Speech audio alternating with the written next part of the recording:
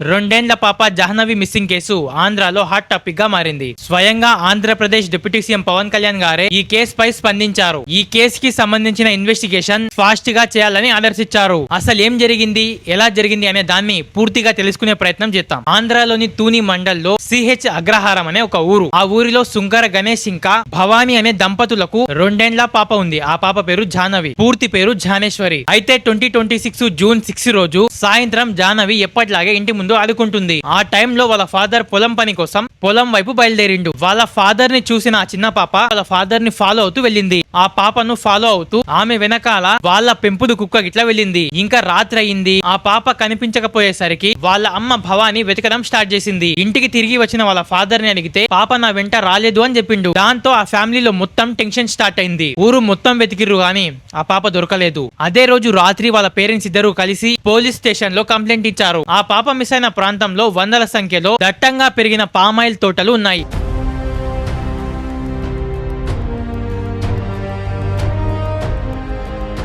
అలాగే లోతైన బావులు, గుట్టలు ఉన్నాయి. దాంతో ఈ కేసు రాష్ట్ర వ్యాప్తంగా సంచలనంగా మారింది. స్వయంగా AP deputy CM Pawan Kalyan గారే దీనిపై స్పందించారు. ఈ కేసుని స్పెషల్ గా ఇన్వెస్టిగేషన్ చేయమని పోలీసులకు చెప్పారు. దాంతో రంగంలోకి దిగిన పోలీసులు ఆ ప్రాంతం మొత్తం చుట్టుముట్టి వెతుకుతున్నారు. దాదాపు 200 మందికి పైగా పోలీసులు, అలాగే SDRF ఫోర్స్ అంటే స్టేట్ డిజాస్టర్ రెస్పాన్స్ ఫోర్స్ రంగంలోకి దిగింది. ఒకవేళ మనుషులు వెళ్లలేని ప్రాంతంలోకి వీళ్ళు డ్రోన్స్ పంపించి మరీ వెతుకుతున్నారు.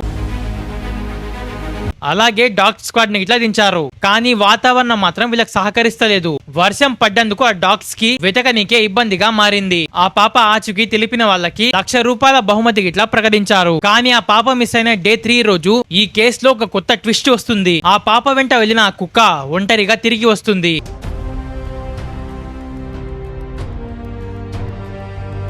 ఆ కుక్క తిరిగి రావడంతో పోలీసులకు కొంచెం ఆశ కనిపించింది. ఆ కుక్క ద్వారా ఆ పాపని కనుక్కోవచ్చని అనుకున్నారు. హైదరాబాద్ నుంచి స్పెషల్ టెక్నాలజీతో ఉన్న GPS ట్రాకర్ ని తెప్పించారు. దాన్ని ఆ కుక్క నెక్ లో కట్టేసి ఆ కుక్కని వదిలేశారు. ఇలా చేస్తే ఆ కుక్క మళ్ళీ ఆ పాప ఉన్న వైపు పోతుందని, దాంతో ఈజీగా ఆ పాపను కనుక్కోవచ్చనేది పోలీసుల ఆలోచన. కానీ ఆ ప్రయత్నం వల్ల ఎలాంటి లాభం రాలేదు. ఆ కుక్క అడవిలోకి వెళ్లకుండా ఆ ఇంటి చుట్టే తిరుగుతుంది. ఇంకా అది కొంచెం విచిత్రంగా ప్రవర్తించడం పోలీసులు గమనించారు. అది దేనైనా చూసి భయపడిందా అనేది పోలీసులకు అస్సలు అర్థం కాలేదు. ఇది ఇలా కొనసాగుతుంటే ఈ కేసులో రెండో ట్విస్ట్ వచ్చింది. జూన్ 13-14 ఆ ప్రాంతంలో ఆ తిరిగి వచ్చిన కుక్క చనిపోయింది.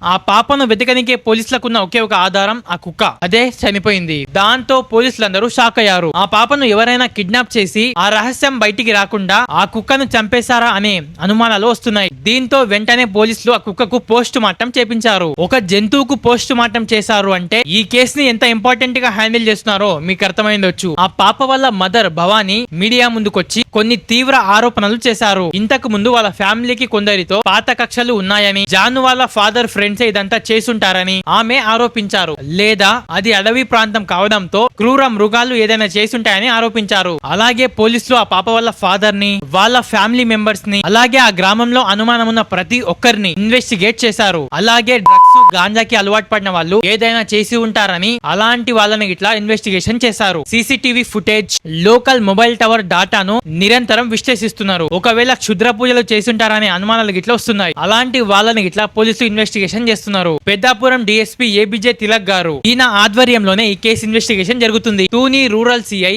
చెన్నకేశవరావు గారు క్షేత్ర స్థాయిలో పోలీసులను తీసుకొని గాలింపులు చేస్తున్నారు. అలాగే SDRF ఒక 40 మంది స్టాఫ్ బావులు లోయలోకి దిగి వెతుకుతున్నారు. అలాగే అది ఫారెస్ట్ ఏరియా కావడంతో యాంటీ నక్సల్ స్క్వాడ్ ఇట్లా రంగంలోకి దిగింది. Dog squad, Hyderabad technical team, forest department వాళ్ళు, రెవెన్యూ డిపార్ట్మెంట్ వాళ్ళు, ఇలా అందరూ ఆ రెండేళ్ల పాప కోసం వెతుకుతున్నారు. ఈ ప్రపంచంలో ఒక ప్రాణం కన్నా విలువైనది ఏముంది చెప్పండి? దానికోసం ఏదైనా చేయొచ్చు. దానికోసం కష్టపడుతున్న పోలీసులందరికీ హ్యాండ్స్ ఆఫ్. రెండేళ్ల జాహ్నవి కేసు ఇప్పుడు ఆంధ్రాలో ఒక మిస్టరీ. సో ఇది తూని పాప జాహ్నవి కేసు స్టోరీ.